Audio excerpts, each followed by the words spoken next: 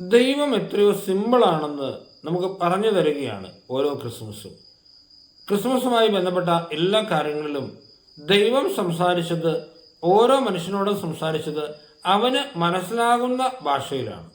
ആട്ടിടയന്മാരോട്, ഒരു പാവപ്പെട്ട മനുഷ്യരാണ്, അവരോട് കർത്താവ് സംസാരിച്ചത് വാനവ ദൂതന്മാരെ അയച്ചാണ്.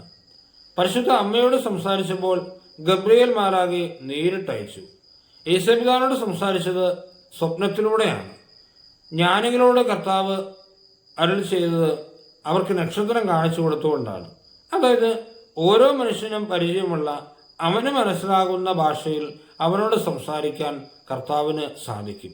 നമ്മൾ ഓരോരുത്തരും ഏത് സാഹചര്യത്തിൽ ജീവിക്കുന്നവരാവട്ടെ, നമുക്ക് പ്രാപ്യനാണ് നമ്മുടെ കർത്താവ്. ദൈവം ഇനിമേൽ മറ്റൊരു യാഥാർത്ഥ്യം, നമ്മുടെ നിന്ന് ദൂരെ നിൽക്കുന്ന ഒരു യാഥാർത്ഥ്യമുള്ള എൻ്റെ ഈശോ എൻ്റെ കൂടെയുണ്ട്. ആ ഓർമ്മപ്പെടുത്തലാവട്ടെ ഓരോ ക്രിസ്മസും.